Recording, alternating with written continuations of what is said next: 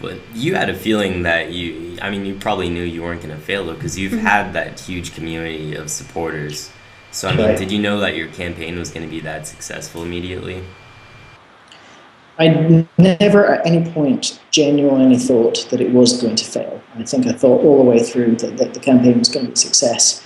Even though when we were halfway through, we were only 25% of the way through the funds, and now how people tend to reach the end, we've got good momentum at the start, and it was a question of keeping that momentum and keeping that belief up in the middle of the campaign. If you have that zone in the middle, these campaigns are always quieter in the middle, and if that zone's too long and people in the community lose confidence, if they lose confidence, then the campaign does collapse. So I didn't ever think it wasn't going to work, and I think we picked the right length for the campaign. Did I expect to beat the target in the way that we did? I didn't, I have to say. That was a real surprise at the end of the campaign. I'd hoped before we put the campaign out that we might do it, but after modelling the first few days, I thought, you know what, we're going to scrape this. We'll hit the target on the last day. It's going to be a fairly nerve-wracking campaign. We will make it. We will be able to do it, and you know what, that's good enough. That's excellent. But what happened was that as we crossed the threshold just 36 hours before the end of the campaign. And as soon as we did that, all these press sites and news sites and all the rest of it, they'd all said, oh yes, we'll definitely cover this campaign. They decided that would be the right moment to cover the campaign.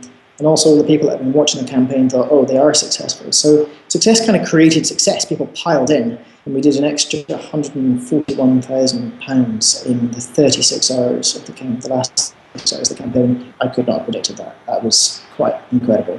And for our American viewers, that's roughly $756,000. So congratulations, Kevin. Thanks, yeah. A lot of times, Kevin, success can be, like you said, with the funds coming in 36 hours. It's crazy and it's exciting. And I think sometimes once people have that immense success, it causes them to slow down a little bit. It makes them feel like they have some cushion. How did you look at that and say, I need to work even harder now and motivate my team even more to deliver an incredible product?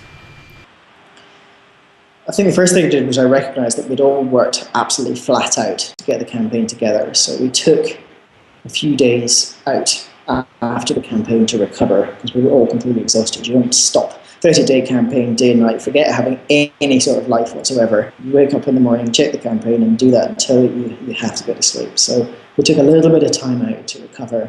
But after that, we knew it's a huge commitment that we've made, and it's a commitment for us to deliver the biggest project that we've ever taken on. So it wasn't too difficult. I mean, everybody understands that that's a huge undertaking, and we got very, very focused very quickly. There's no kind of wasting time. We thought, gosh, we promised a lot. We have to deliver all of this. And we just got straight on it, really, with a lot of energy and enthusiasm, but also very much aware that we have a finite amount of money, finite amount of time, and a big project to deliver. So we got all over for that straight away.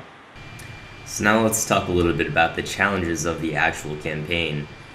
Since February, you and your team have been reorganizing 500,000 lines of C++ code spread across 700 source files.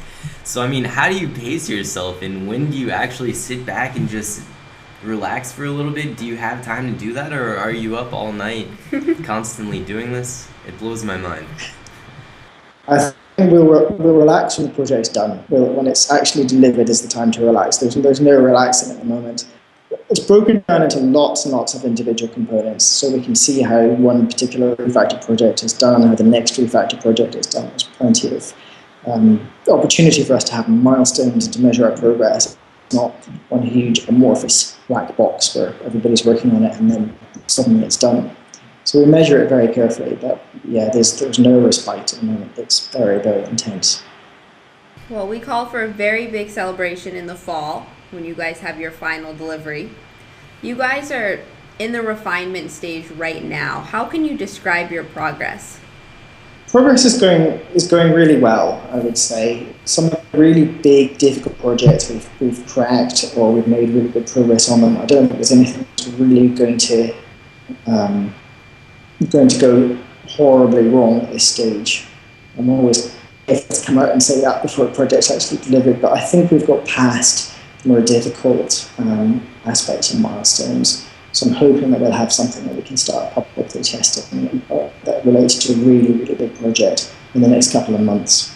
And after that, we'll do our best to refine it as quickly as possible. It will come down to how many people use it, how many issues come up, and how long it takes to get it stable and all the rest of it. But I'm very much hoping to have a test version of it in the next couple of months. So then, Kevin, do you believe that you've really changed coding forever with this? I hope so. That's definitely, I mean, that's what motivates me. That's what we're aiming to do. That's what we're all about. So I hope so. But the proof will be in the pudding and in the adoption and in how successful we are with it when it all comes out and it's finished. That's ultimately what it's about. But I've always played the long game. I started this business when I was young, and I knew that I had time to reach our objectives. There's no question that we have to reach them overnight. So we just keep going until we find the right way to connect the idea to the market and make it work. And I honestly believe that this is it. I really do. We believe it too. So Yeah. So Thanks. if I had pledged $7,800 to the Kickstarter campaign, one of the givebacks that you guys would have provided is 2 days getting small business mentoring from none other than you. So all of my friends are jealous of the 2 backers who did hit you up on that, and now they're jealous of me for getting to interview you. So for those who aren't so lucky, can you give us a glimpse into what your mentoring entails? Like, what is some of your best advice for marketing an app? Know your customer. Know who you're going to go after, and be very, very clear in your mind as to who that person is. Don't just aim your app at everybody.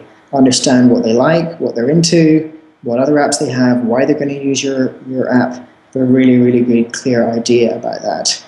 If you can, I would say try to have one really standout feature, a really high quality feature in your app that's different, that's unique, that's newsworthy, that people will talk about. The whole of your app obviously has to function very well. It's got to be very easy to use. It's got to be well designed. If you've got one thing that can stand out that people will get talking about, then it helps it to take off. I think another piece of advice is just not to give up. You've got to be willing to get out there and get in front of your app, do all of the traditional marketing that you would do for that app in the same way that you would do that for the launch of any other product. In the early days of producing apps, it would be enough to get your app in the App Store, and the first few hundred apps out there got massive exposure just by being up there. But now, in perfect honesty, you put your app in the App Store to get buried. You have to actually go and do the work yourself to get it up the listings, to get people to notice it. So you need a website, you need all of the typical kind of marketing activities. Pick out a list of bloggers that are going to be interested, get people talking about it, all of that kind of stuff, and be planned in advance. Really think all of these things through long before you launch your app. Don't necessarily stick it out there without any idea as to how you're going to go about all of those activities. Another really good tip is to aim to have as much publicity as possible on the first day or the first week of the app launch, because anything you can do, if you can get everything that you can muster to hit on a single day, you're much more likely to bump it up the download charts, which is a really good way of getting it noticed. That's a very similar technique that we used in the Kickstarter campaign. I know it's completely different, but our goal was to have as many people as possible on day one. So we pre-briefed bloggers in advance, we pre-briefed all of the journalists that we were friendly with in advance, we told our core customers, so they all hit on the one day. And it's very, very similar when you're launching an app. You want to just make as much noise so that you get up onto some of the top apps lists and you get noticed. Brilliant. We wish we could spend 2 days hearing all this advice. But so I'm just curious now. I don't think there's ever going to be an end-all programming language, but with things like Ben Sheep Game, where you can design and deploy an app in under 3 hours, I mean, it seems like you guys really are democratizing and simplifying the language so much. But do you think it'll ever get to the point where other languages become obsolete? Is it your goal to make LiveCode one of the end-all? I think all languages have got their place. Some of them are really, really good. There's lots of excellent other languages out there, and there's always going to be a question of choosing the right tool for the right job. But in terms of where we're taking LiveCode and in terms of how universal we're trying to make it, one of the really exciting projects that's part of the next generation platform is this thing that we've dubbed Open Language. The idea is that anybody who's using the platform can also extend the English-like syntax. So they might produce a new device, for example, and want to wrap that in some kind of English-like functionality. So it could be a scanner, and they could write a little LiveCode-based driver which allows them to specify the syntax. So it could be, take scan, increase resolution of scanner, whatever it is. So you're able to wrap any computing function, any piece of hardware, any piece of software, any library with this English-like syntax, and do that in a very simple and straightforward way, and LiveCode will just knit it into the language as a whole. So it's quite a novel idea. We've certainly never seen anything like that done before. How well it will catch on, we'll wait and see, but we're very, very excited about it.